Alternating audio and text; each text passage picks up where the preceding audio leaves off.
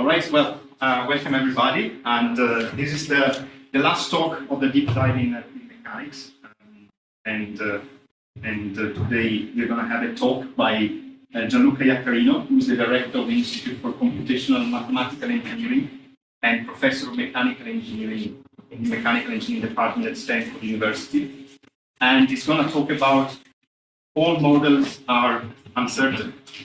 So, Thank you, Luca. Thank you for organizing this and for inviting me. And I apologize for having missed part of it. A couple of unexpected emergencies. I was enjoying the conversation, well, the presentations and the conversation that we've had in private very much. So I changed a little bit the presentation. As a result, is way too long, so it's going to be 8 hours or so, bear with me.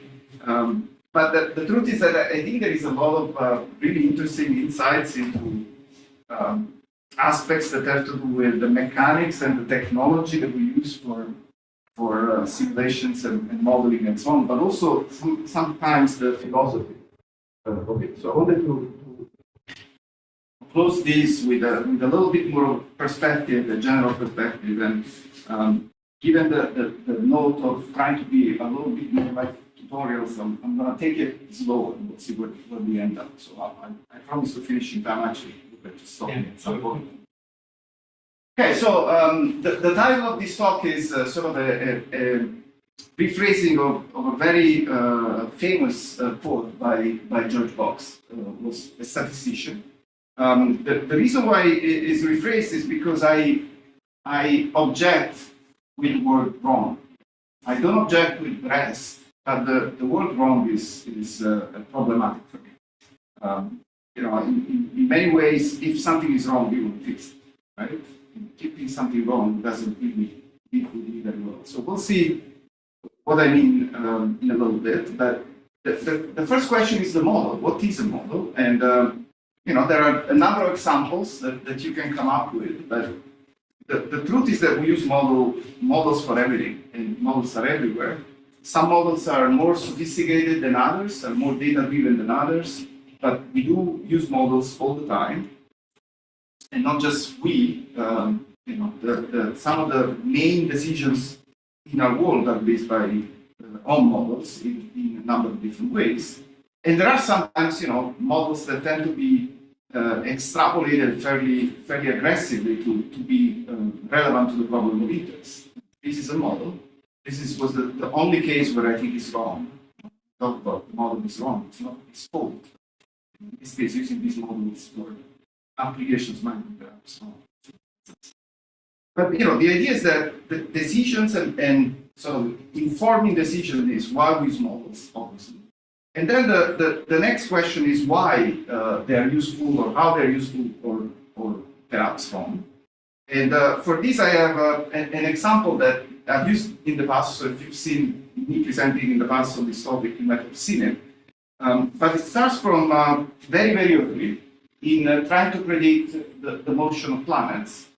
And the story goes like this. When this sort of idea of trying to understand why planets are moving and so on, the context and the framework was really the heaven is circular and the Earth is at the center for a number of reasons that we can argue about why this was the starting point. And you can easily see that this really doesn't fit the data. Right? So in a sense, there is evidence that you have, at least as soon as you look a little bit more carefully, that it doesn't fit into that framework. And what scientists do is that they try to calibrate model, add complexity in some way, and this was sort of the model that was very, very popular after that. So you were adding basically, you can think of this as adding, complexity, nonlinearities, whatever you however you want to see this, but the truth is that this is a data-driven model that was fundamentally based on the wrong assumptions, right? So it's trying to fit data, but not for the right reasons. And that's something that will become important as you go. But this kind of model is not useless. And you might argue that this is probably not a great use of that kind of model. But in this case, you could predict something large, like an eclipse, by using the wrong model that was relatively accurate. If you think of dates, this is still predates sort of the next breakthrough, which was the sun is in the center, right? So in a sense, now this is a different type of model that is completely based on assumptions that are different from before, and it does fit data very well. And interestingly enough, again, as scientists that do this, the laws were actually not clear at the time, at the beginning, why they worked. Obviously, they were very, very close to the observation, but interestingly enough, at least this is the meat, that the idea that we couldn't use circles was really, really not satisfactory. So again, the sort of evidence drives ideas, or perhaps drives models that are counter to sort of our idea of precision and simplicity and so on. Now again, this is now obviously a better model, but and very well correlated with evidence that you have. But now if you try to do something else, like landing on the moon, that model will fail terribly because it doesn't know gravity, right? You're missing something very, very important in the model. There is no way you can actually extract that from the model that I had before. Unless you have a way to identify that as a process, then trying to land is going to be quite difficult in this setting. So again, context, model, hypothesis, and how this sort of comes through in this process, including the data-driven improvement and updates of models, I think is something that is very much part of what we do continuously. Now, the context then, and perhaps the question that we ask is really what makes the model.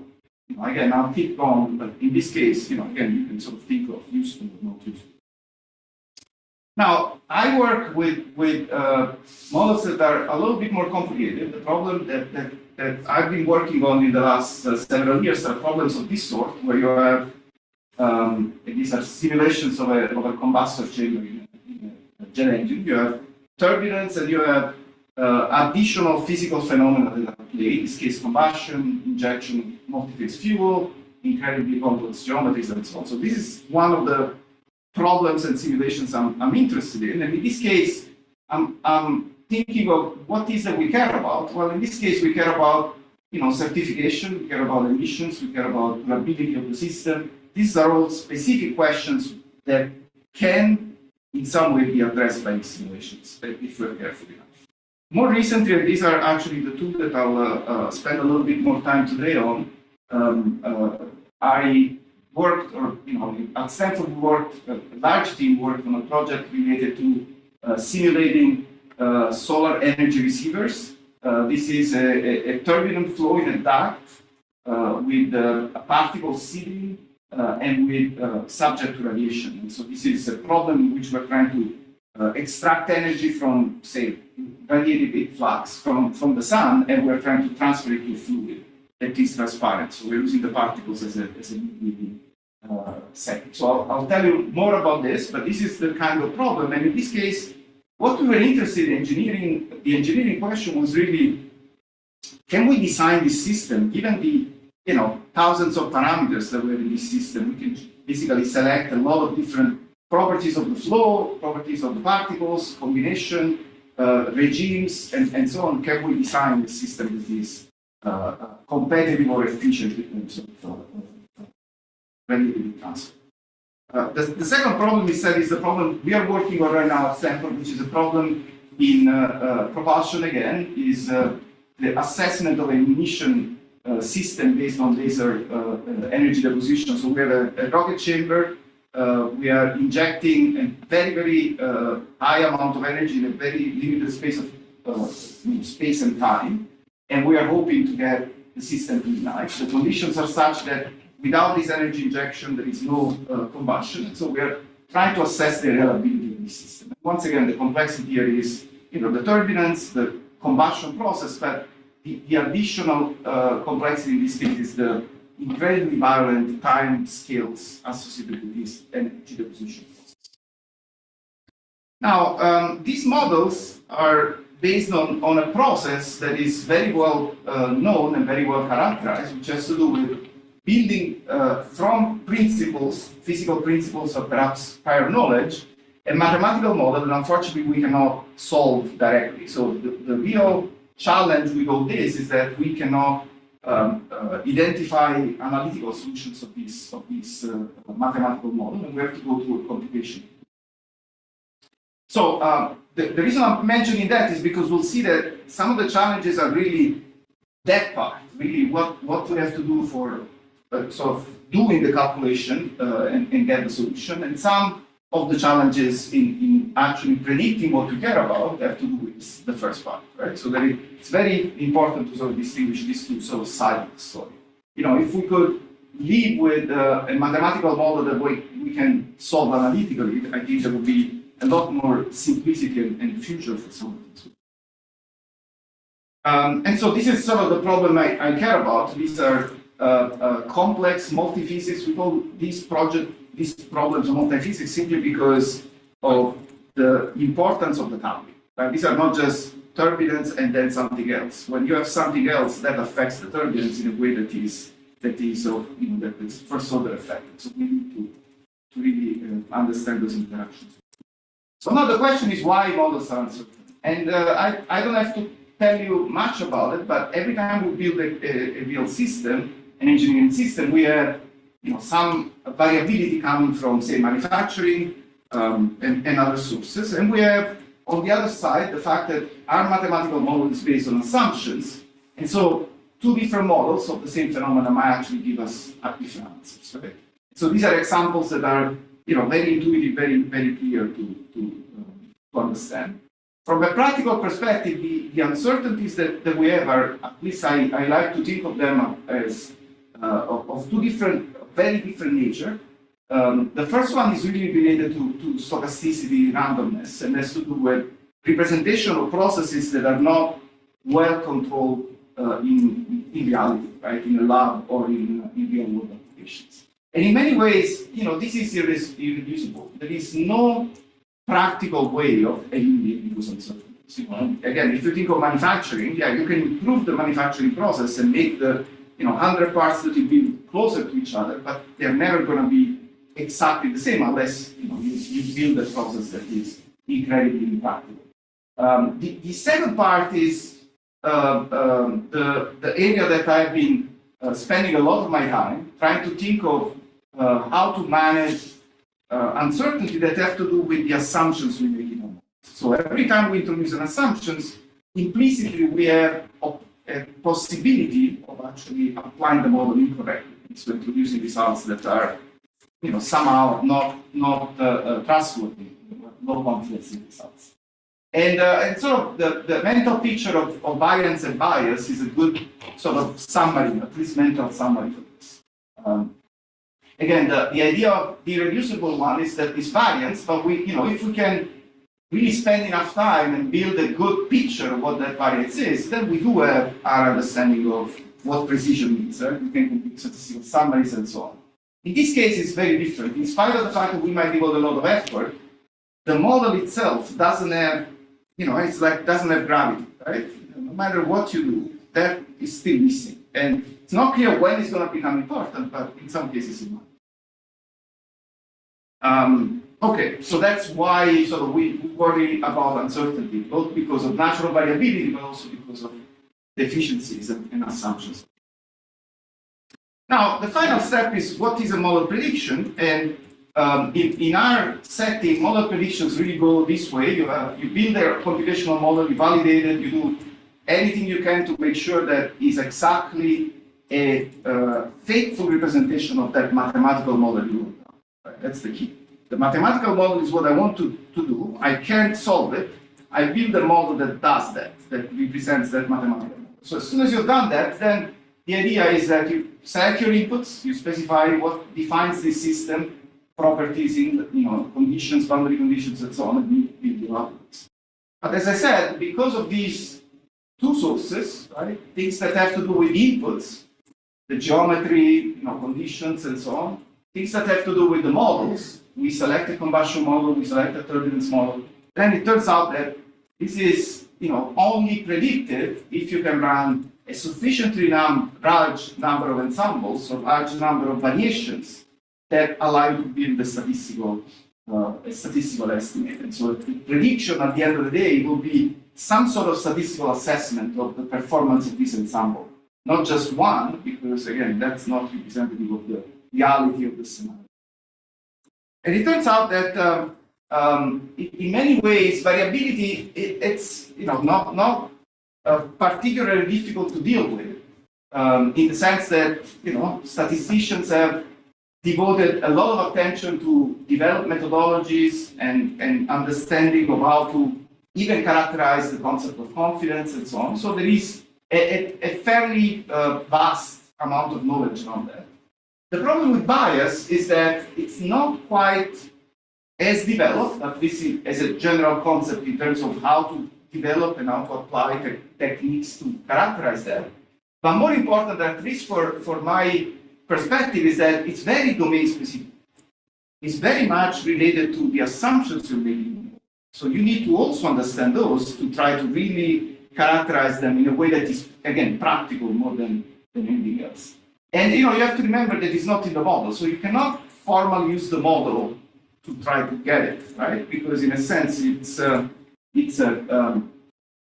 in principle not really accounted for.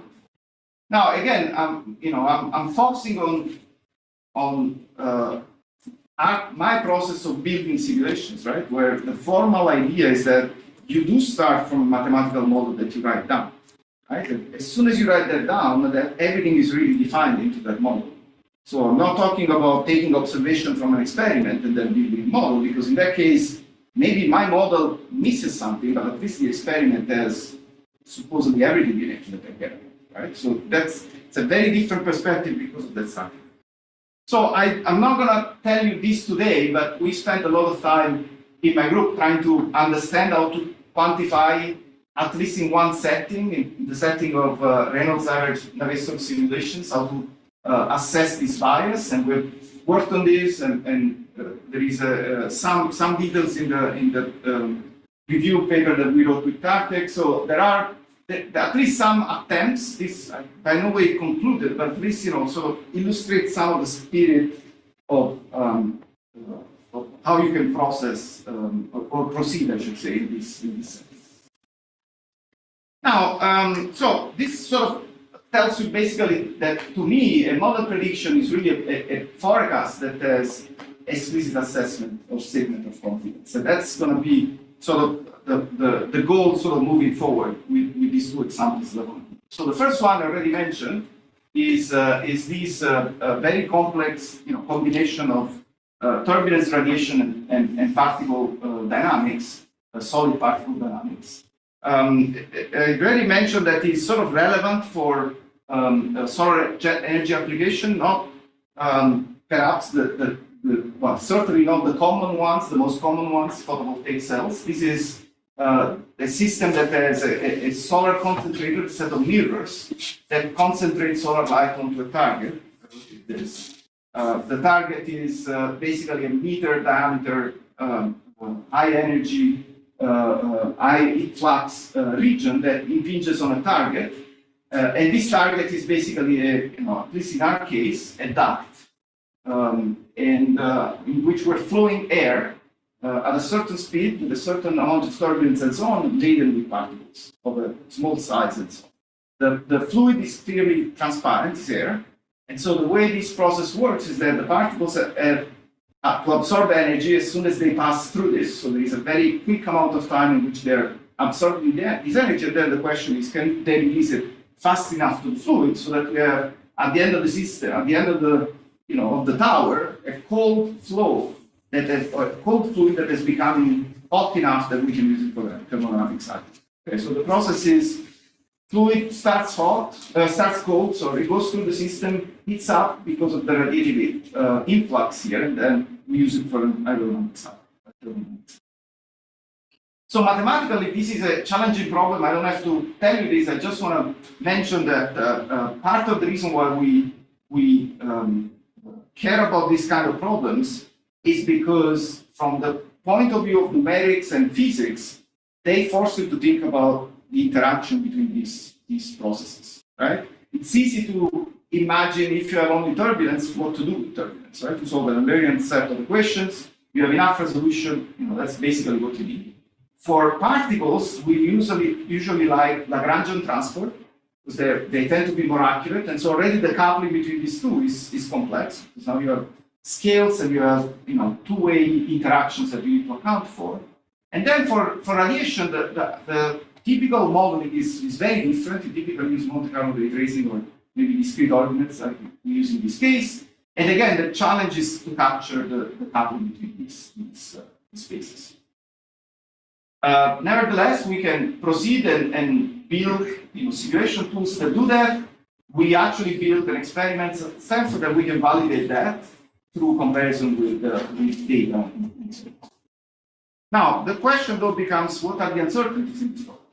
So, so dividing again based on the two sides, on one end we have naturally occurring uncertainty. We don't have manufacturing per se, but the truth is that we're manufacturing particles. We need particles in our experiment, so we are manufacturing particles. And it turns out this is how they look like. So this is the powder we're using. These are very small micron-sized nickel particles because of properties that I'm not going to discuss here. This is what we decided to use. And it turns out that these are designed to be 11 micron. In practice, you manufacture them and they end up, like this. So they're not 11 micron. We typically assume they are spherical. They're not spherical. So these are, this is part of the idea of natural variability. Now, the old sort of way of thinking of this is that, it shouldn't matter, ignore it, go ahead and see what happens, right? Well, the manufacturers give us something like this, right? The manufacturer actually stick the probability distribution of the size of the particle on the thing they give you, right? So you can ignore it, but it's a pretty good sign that, they really think that that's something you should know. And so the question is what you do, and it turns out that after we started the project, this became a very, very important issue, and because we realized that it was actually very impactful, and I'll show you the result in a while. So what we did is to actually study the sensitivity, right? You can run ideal calculations with single-size particles of the same, or realistic particles with a certain probability distribution, and you get extremely different results in terms of exactly same condition, exactly same properties, but they actually end up behaving, and in terms of temperature distribution, as the particles go down, behave in a very different way. And so in this case, what you can do, well, you can learn more about that particle distribution. And it turns out that Professor Eden's students spent a lot of time taking these particles and filtering them so that the particle size was actually much smaller than sort of the original particle that given to us. So it turns out that the probability distribution of our particles is actually represented here. This is measured from actual particles in the lab. And you can see that, again, you can actually capture that in simulations and at least know that there is one source of uncertainty that is being eliminated. But in reality, there are many, many others that you cannot simply eliminate. And so the process is that you have to sort of identify a strategy, or you have to characterize them in some way. And this is the last sort of iteration of our process, where we introduce uncertainty in all these properties. So, for example, everything that has to do with the collision and interaction between particles and walls introduces coefficients that are simply experimentally obtained, right? They're sort of not available from screen.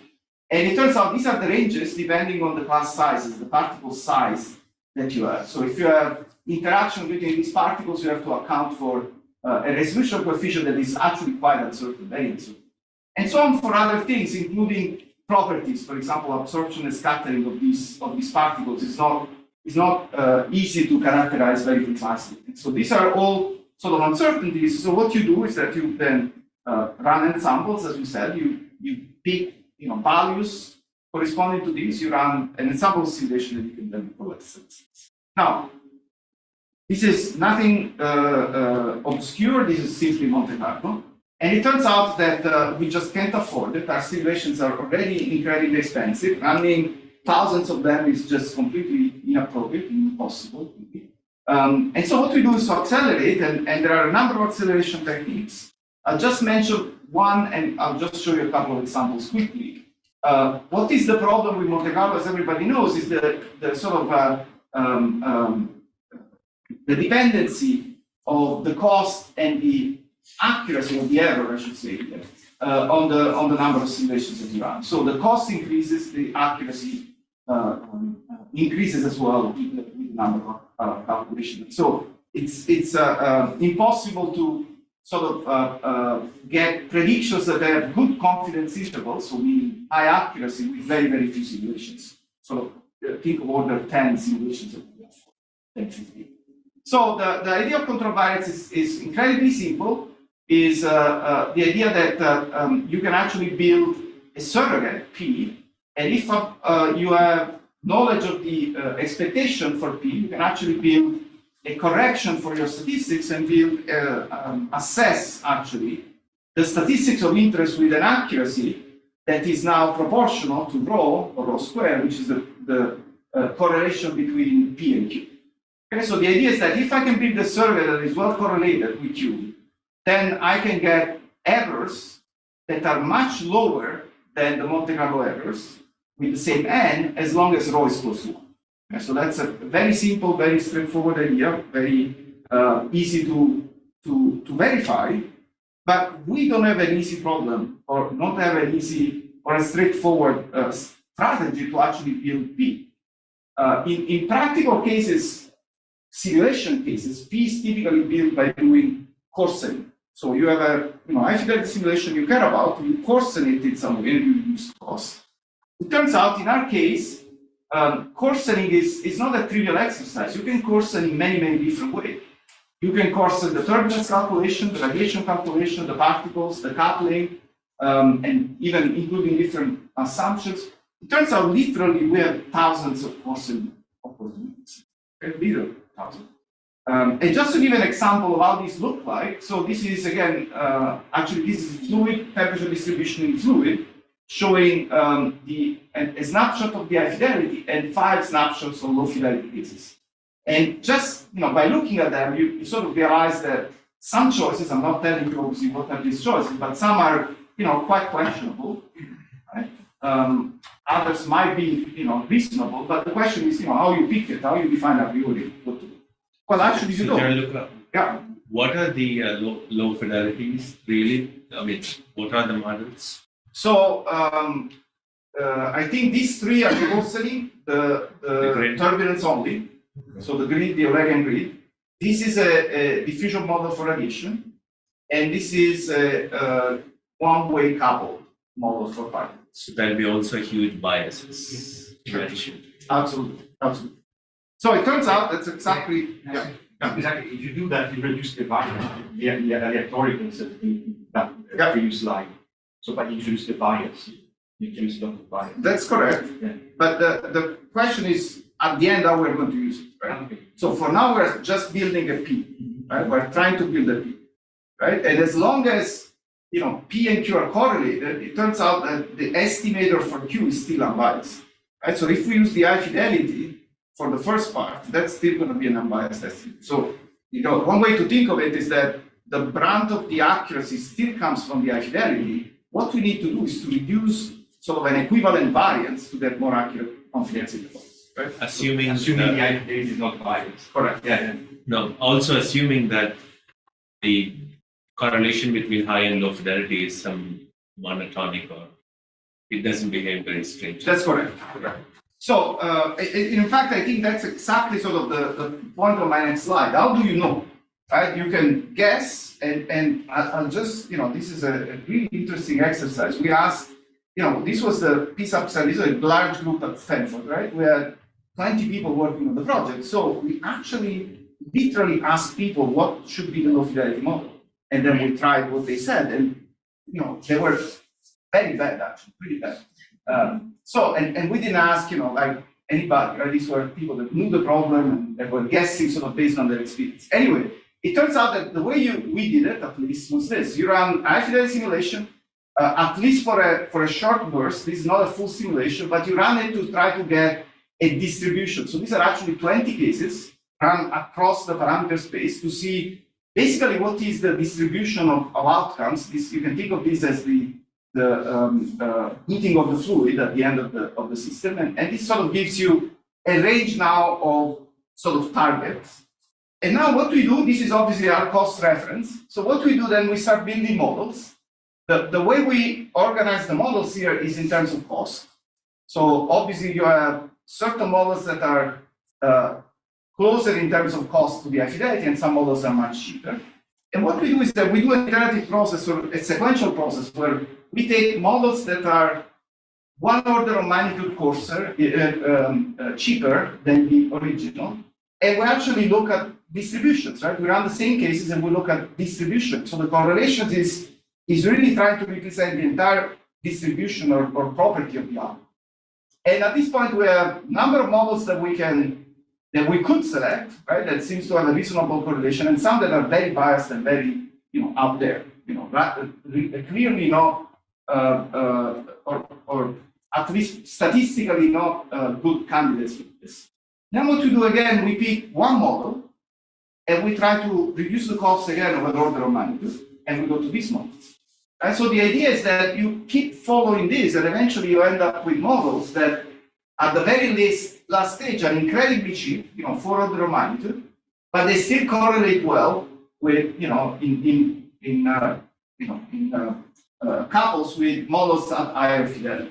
And now at this point, you have a sequence of models that, at least statistically, have some good correlation with each other. Now, quantitatively, this is not something you would trust, meaning that these models are not representing the details you trust. So again, I'm not suggesting that we use these as real surrogate for the system, but we'll combine them with the high fidelity in a way that I'm showing. So how we combine them? So the basic idea, this is one of the strategies we use more is called interpolative decomposition. So the basic idea is this. We take low fidelity snapshots, we can run many of them, they're cheap, we run n of them, we collect them in a data matrix, so each column is a solution. We do a QR decomposition just to identify the rank and identify the set of columns as minimum set of columns, R columns, that give you a good representation of the original data matrix. So this is basically just a decomposition. Think of it as a SVD with two factors rather than 3, but that's basically what it is. So at this point, we haven't done anything. We just built a simplified representation of the original data matrix. But the truth is that these cases now are snapshots of real solutions. So we know which one are these, which cases they correspond to. So which conditions they correspond to. So what we can do is that now we can do high fidelity simulation of those cases. Right? Exactly the same inputs. Now the matrix will look different because it's a much bigger solution than the original one, right? It's on a finer grid and other things. We only run our high fidelity cases basically corresponding to this. And then the next step is to say, okay, we assume now that these are the true representation of the solution, just in a reduced basis. We use the interpolation weight that were coming from the low fidelity.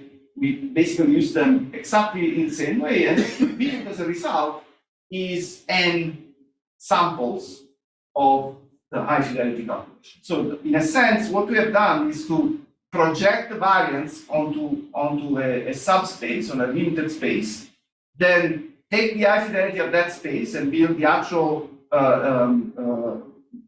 solution that are supposedly unbiased, high accuracy, and then we build the representation of the variance there. But now with a very, very large number of cases, so our n effectively is very large, and so our confidence is high. I have a question. And yes, just a moment. It turns out that this is reasonable, it works reasonably well. In this case, I'm just doing high fidelity, so just high fidelity and low fidelity, and I'm just using two models here, showing that with just 15 cases, so R is equal to 15 in this case, so it's not incredibly small, but it's doable or realistic in this case. And with a combination of low fidelity run, you can actually get basically for the same cost, halving of the confidence interval, so that it's it's relatively easy to sort of imagine that you can telescope this. Yes. You are saying snapshots, but n is number of parameters or number of actual snapshots in time. Okay, good question. So n here is the size of your calculation. So what you are taking as a snapshot here is actually a snapshot. So it's a temperature distribution in the field. Okay, so these are the grid cells, the column. So the rows are basically cells in the population. Okay, so n is actually large. No, N is the number of cases that you're running. So how many calculations you're doing. Yeah, I'm calling snapshots. This is basically an evaluation of the solution. okay. Okay. And it's typically large because you want N to be large to get a good confidence interval. Then what we do is that we reduce it in R. So R now is small, but M is larger than small m because this is a snapshot or a solution on a much, much finer. Right? And the linear algebra works in terms of giving you now the new snapshots on the final solution. So that's one of the methodology that we've been using. And the truth is that this allows you then to basically build confidence interval that are representative of the real confidence in the calculation. This is a temperature distribution, just to give you an idea.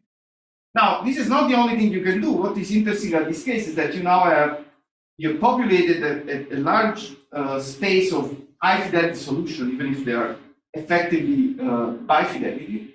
And then you can study the relative importance of one input source versus the other, like we typically do in sensitivity analysis. In this case, it's done with ANOVA decomposition, but the idea is that this strategy not only gives you the confidence intervals, but it gives you also a way to make decisions on what is the most important factor that then you have to look into to try to improve your accuracy even more. In this case, or reducing your confidence even more. In this case, it turns out the radiation source was something that we overlooked as an important factor. Okay, let me switch to the second one, and then I'll come back. The second problem is a completely different nature, and the basic idea is that we have a combustion chamber. This is a mixture of methane and oxygen injected in the system. And we have a laser pulse somewhere, you don't see the green here, but somewhere here, very short pulse at very high intensity that effectively ignites the system. At that point, the system is basically the combustion is stable in advance. But the issue is reliability. How accurate, how can we assess how successful this process is? It turns out that if I run, in this case, 8 realizations of the same problem, if we run 8 realizations of the same problem, now nominally are the same, there are small differences. You see that in this case, 6 ignited, 2 don't. And we have verified this also experimentally. This is the same setting, 3 experiments, run at Purdue. The scales are different in terms of frames, but it's the exact same problem, exactly same condition, or at least nominal condition. And even in this case, you see that 2 will ignite and 1 will not. So these are Schrier picture, these are temperature distribution, so it's not apples to apples, but sort of gives you a sense of, okay, there is a source of variability in this problem that we need. Different realizations are different initial conditions. Exactly. So what you're right, I didn't mention it. So what are the uncertainties in this case? There are plenty of uncertainties, but the two most dominant, at least in our thinking right now, are the amount of energy that is actually deposited. This is, we try to control it, but it's not exactly controlled. Then there is uncertainty in the location of the laser. Right? The laser, first of all, is not a trivial shape, but more importantly, the energy deposition kernel. But more importantly, we can only control the focus of the laser to a certain precision. And then the third is that the time scale and the length scale of the kernel are actually comparable to the turbulent time scales. So both in terms of time and location, we have a very strong stochasticity initial field. And so this is exactly what is represented. Well, this is represented here. So now, rather than going into a lot of details of that, I want to show you a simple set of results here. So these are experiment simulation. The jet is going horizontally here. And these are the two locations we're firing at least nominally. And you see that both in the experiment, and what I'm reporting here is the percentage of success cases, right? How many, the fraction of cases that actually ignite versus the total. So now the thing to keep in mind is, as you can see, you have the same problem as before. Yes, you have 62% here, or 67, but only 9 samples in the experiments, and similar number in the simulation. So if you compute the confidence interval is actually pretty impressive, right? This is you know, we use the Wilson score, which is a standard way to measure confidence in binary distributions. But you know, obviously, a confidence of 28 to 89 is pretty useless, right, in practice. So, like before, we have to sort of resort to ways to add samples to this problem. In this case, coarsening is really a bad idea.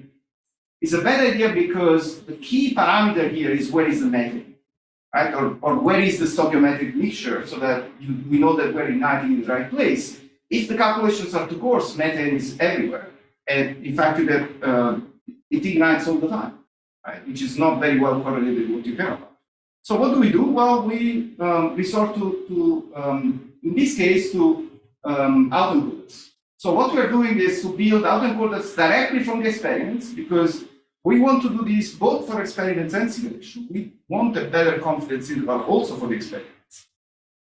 And although the team at Purdue is great, and they volunteer to do 100, 150, 200 runs at the same location, we want to help. So we're building these autoencoders, and just to give you some results, show you how this works.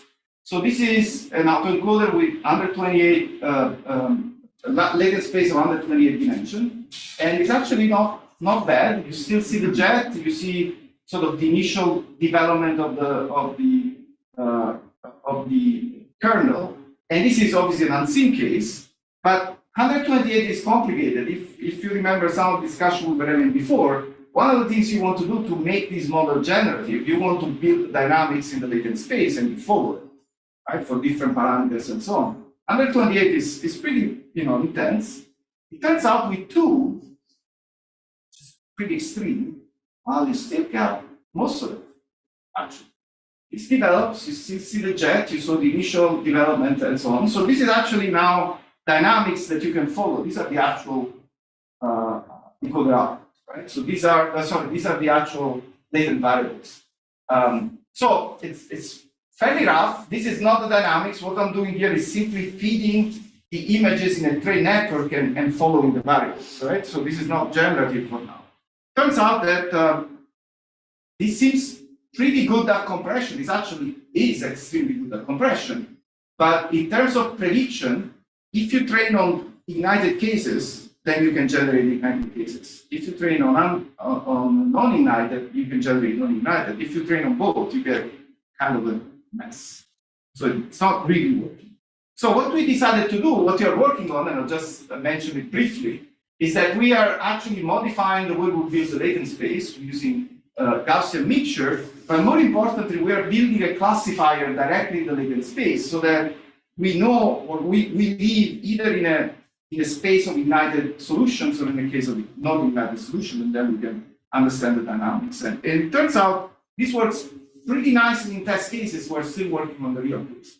So the simple case is a much simpler model. It's just one equation, one transport equation with a couple of uncertainties here. And these are sort of a representation of the trajectories of this system of rho for different values of these parameters, these uncertainties, alpha and gamma. What we care about is the fact that depending on the dynamics of the system, we either get an up state or a down state. You can think of it as on-off or ignited, not ignited. And because we can run these very easily, very cheaply, we can get very good estimate of the actual probability of igniting and so on. Now, it turns out that, again, for this, we can build our autoencoder, and we can build clustering. So the autoencoder in this case is still very reduced, P2. In this case, P2 means 2 means and 2 variances. We're building a Gaussian mixture model. And the 2 clusters are actually very nicely characterized and very separate, right? No, this is obviously a simple case. We don't expect, and we don't see that in the real case, but this is a start. So in this case, we do have the two clusters. We can actually compute also the probability of being in one cluster and the other, which is sort of corresponding to the probability of on-off, which is quite close. But then more importantly, we can generate new samples. And so at this point, we have really generative models that can generate both samples, depending on the parameter space you're exploring. And so this is sort of the next step, the promising direction we're taking to actually build low fidelity. So I mentioned low fidelity. I mentioned autoencoders as predictive tools, or at least in this case, as generators of additional solution. In reality, you can think of it as a nonlinear compression, sort of extend what we did before, which was a linear compression strategy, the interpolating decomposition. Or another thing that Alireza and his group are working on is to try to build autoencoders that are bifidelity in construction. You train them with low fidelity, and then you update them or you modify them to characterize the high fidelity output. So this is work in progress, but this is interesting ways to try to use some of the knowledge we have from the linear space or the linear compression space to this setting. And we'll see where it goes. But sorry, so yeah, in the training you have a loss that takes into account the fact that you ignite or not to make this cluster appear, or this cluster appear in the latent space naturally without any strain? That's a good question. So we tried to build a loss function that would have some sort of physical meaning in terms of deletion. What this is, though, but that didn't really work as well. We have to see in the real case, but in this case, it didn't work this well. In this case, what we're doing is actually enforcing that the classifier finds two classes. That's enough to actually get that. But without putting any condition on the training, let's say. Right. So just knowing that we want to find two clusters, in that case, is sufficient. Now, the problem, and this is what's happening in the real case, is that the model is actually not very good at capturing the time scales. Right? The problem is not just ignite or not in the real system. In the real system is also sometimes it takes a little longer. So it's not just on off. It's also the time scale. And so the classification, we think has to characterize that to the time scale. And that's probably something we need to do in the loss. That would be the easiest way. But the real case is a little more challenging than this. Now, I want to finish. I do have 10 minutes. So I want to finish by talking about AI/ML, or at least machine learning model. I mentioned, to be perfectly clear, everything I said this far really is how to add statistical modeling on simulations, right? So in a sense, we are already sort of in the data science realm for many of the things we talked about. We have been using algorithms from machine learning for various tasks. But the truth is that machine learning, at least the principle in machine learning, is actually quite different. And I go back to sort of a similar sentence that came out in a few years ago now, which again is a different way to think about it. Sort of the idea that you don't need models, which is very interesting because I don't know what the machine learning thing is that if it's not a model. But the truth is that, and I like a lot the sort of risk analysis viewpoint in this setting, that the idea is that you've got to really understand and try to move forward. So let's go back again for a moment and think about what is one example, one successful example of using machine learning. What is happening here? And I'm using synthetic physics just as an example in this case. And we've done it actually with fluids. I was showing that yesterday at Imperial, big fix for fluid dynamics, but I prefer to stick with this for today. So what we're doing here is that we are basically taking a database of physics. We are building a statistical learning model. So this is not quite well defined in the sense that we know exactly what to look for, or we're imposing principle and so on. We want this sort of principle of what is that is the database is actually emerging out of a statistical analysis, but nevertheless, it's an algorithm. We run it very much on intensive compute resources in this case, and then we produce a phase, right? So the idea is that after this is trained, it produces new phases. So the process is, not it's not the same as before, right? If you actually compare these two, it's pretty obvious that it's a completely different viewpoint. And I call that physics-driven model just to sort of distinguish them between data-driven model. There is obviously a lot of data that goes into these models in general, right? Empiricism and decisions and observation that you have, but the spirit is very different. So the way it's different is that, from a fundamental perspective, these are two versions of the scientific process. And I like to mention theory here, because I think it's something that will come back as I finish. But the basic idea is that you have some sort of theory, a mathematical model you build, and that generates data. Here you have data that generates some sort of now new version that you can think of it as a theory in the sense that it's extracted what is in the database to make new examples. And it turns out that obviously this is not a new thing. Academia, I like this image because it's always in ICME, so if you come and visit, you will see it. And Plato and Aristotle were exactly doing that, right? One is theory, the other is empiricism, right? Ground versus the heaven, right? That's duality has always been there, where to start from. But it turns out that an important implication, though, is confidence, right? Where does it come? Confidence. Well, from here, in this setting, comes from the assumptions, right? The model is such that you can test other things. You can test sensitivity, you can study, parametric variation, but the assumptions are really crucial to build confidence. In this case, is all the evidence and the data that build confidence. Now, it turns out in these two settings, confidence, and in fact, the concept of confidence is defined a little bit differently in different settings. So even that is open to discussion, but it is very clear that the viewpoint is different. Just to give you an idea, to sort of collect and conclude, basically. This is an example, I don't give you the details, but it's an example of another use of an autoencoder for problems that have to do with stall. So you are building a database of airflow aerodynamics, and then you're trying to extract or construct an autoencoder that predicts aerodynamics. Okay, so it's a standard profile, angle of attack, and lift, nothing particularly new or complicated here.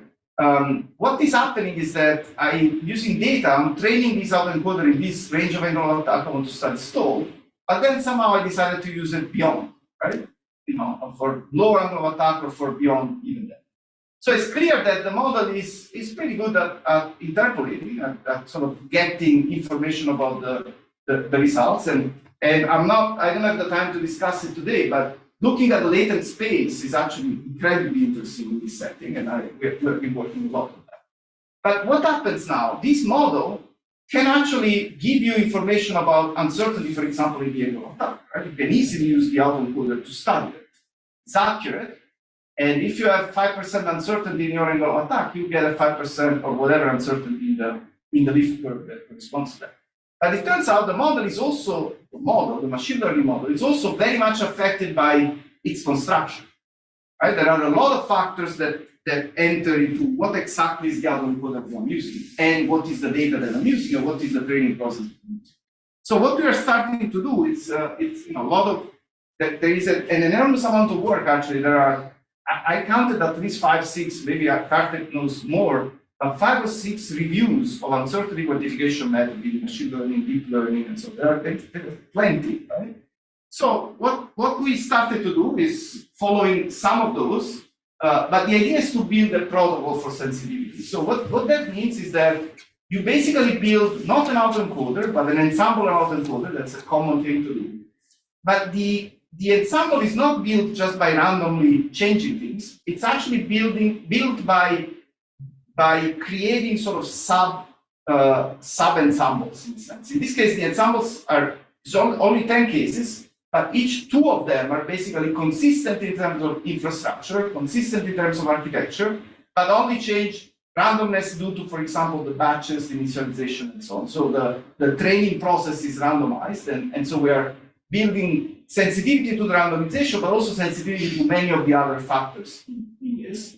And this is just, again, a practical way of starting to navigate the sensitivity of these models. And the result is as you can perhaps expect if you've done this before, is actually quite intuitive. So what it shows is that the variance in this case of this model, I'm presenting all these 10 predictions here. You don't see them very well, but anyway, the dark area here is one standard deviation. And it shows that as soon as you get out of the training set, you get large variance of these models, which is, again, something that has been verified with other strategies like dropouts and other methodologies that are used for QQ. But again, this is a great way to build confidence in these predictions, right? Because it says that, at least from the point of view of representing this region, if you forgot that the training data was here, you certainly have a good understanding now that the training data is coming from. And so just to finish, I think in both setting, modeling and uncertainty are important, but very different, and that's a key. And I am extremely interested in ways to connect, very much like Petros was showing in the first day. There are a lot of opportunities to do that. I don't have the time to discuss it, so I'll stop. But I do have a last thing that I want to mention, which is sort of the end of this is another very, very important psychologist and a very insightful idea that there is nothing more practical than a good theory. So going back to some of these problems, why do we care about this problem? I mentioned it that we care because we want to understand in what parameter we can actually operate this system efficiently. So the uncertainty was useful to understand the prediction ability, but doesn't really give you that other answer. Well, it turns out that we spent quite a bit of time building a data-driven dimensional analysis methodology that actually builds the important non-dimensional number in this problem. So one way engineers are able to build this system is to understand what are the controlling parameters, and obviously non-dimensional controlling parameters are very useful when you have to scale up. This is just a lab apparatus. So there is obviously some variance here. There is a second parameter that is important, but this clearly shows a trend that is helpful in building sort of insight into the system. So that's one way to use simulations. This is very much a data-driven approach to build dimensional analysis and then sort of an engineering design. The second is even more striking, and I'll show you. This is a very, very recent, but it's quite interesting. It's the idea that we are building a map of probability. We want to see what happens when you ignite or try to ignite the system in different locations. And reliability is all about that, right? It's all about trying to understand where to focus your laser to get very high percentage of emission. So you have to explore a lot of this. Well, it turns out you can, but then you cannot do many repetitions. So how can you sort of do both? Well, you need a theory, and the theory was, or is, at least is a tentative theory. What really matters is where the mixing layer is and when the distance is from the mixing layer. Right? That is the first controlling parameter, more than anything else. And it turns out if there is uncertainty in the system, well, this mixing layer moves a little bit, but not that much. And in fact, it turns out you can build a very, very simple model that determines the probability of emission with very good confidence, this gray area, across the entire set of experiments just by using this parameter that is the distance from the shear layer. Which, again, in a sense makes sense, right? If you're away, you ignite. If you're close, inside or close, you ignite. Otherwise, you less and less ignite. And as a result, as a reference, these are the bars that I was showing you before. What is the confidence if you only use the shots at that particular location? So you can see that just by adding an assumption, or if you like, a theory, we get a much, much better prediction of our confidence. Now, this is yeah. How are those bars quantified again? So these are the Wilson score that I mentioned before. Okay. So we have 8 shots close to that location. We can only build the confidence interval with these ranges, right? Okay, so I'll finish. Promise. This is Scott was very very instrumental person in me starting to look at uncertainty multiplication. So this was a plot he created where the idea is that we only think of success and failure, but in reality there is another axis.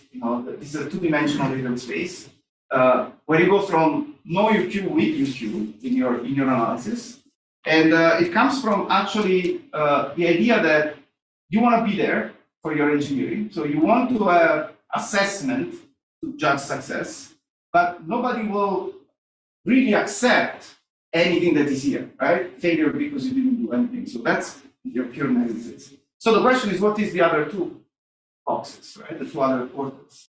Well, this one is, bad, which is not good engineering, but this is really what NASA call honorable failure, which is, yeah, you can still fail, right? But you've done, really good job at trying. Okay, I acknowledge a lot of people I should acknowledge, really a lot of people, I really can't. It's an entire fantastic group of students, postdocs, and faculty, and so on. I just want to mention Zach because this is actually the title of our book. We're going to be finishing off hopefully next week when I'm visiting him. And Zach is a great, he's been a great student of mine and has contributed on many of these topics that I talked today, not all of them. So thank you. Thanks, Gianluca, for the talk. Is there any question for Gianluca? I have one. Going back to the model that you, the generative autoencoder for the simple case. Yeah.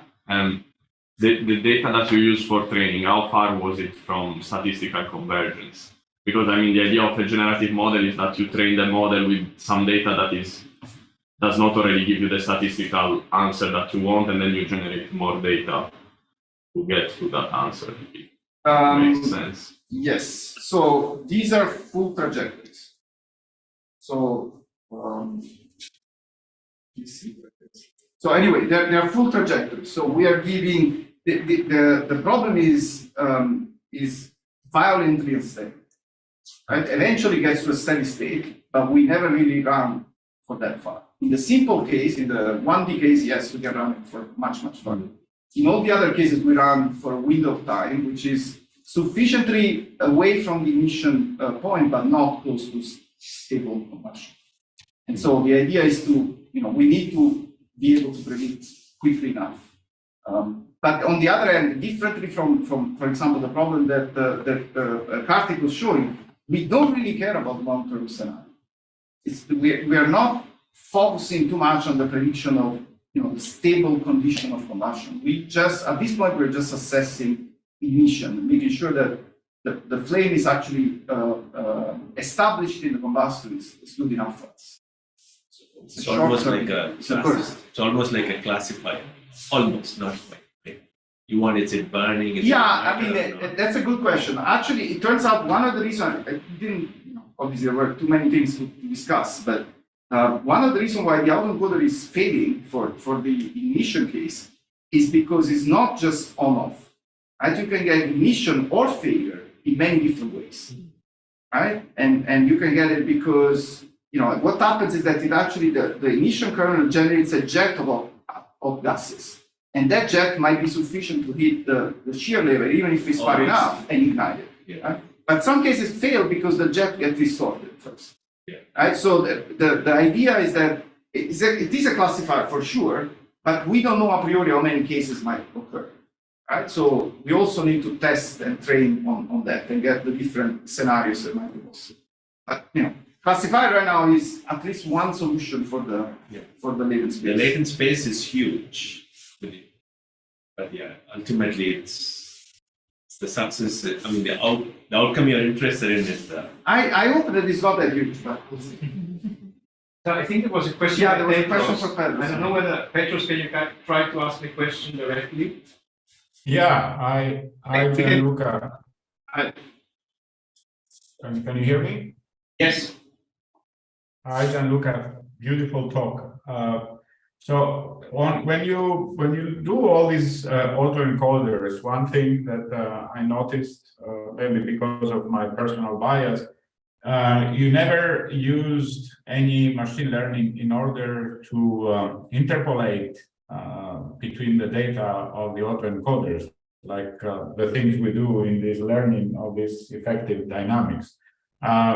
Is that something that is relevant, or you don't believe in it, or what do you think is, why only taking autoencoders? Why not propagating information between them in the latent space? I mean, not only with the way we do it with RNNs, but there are many other people presented lots of cool stuff.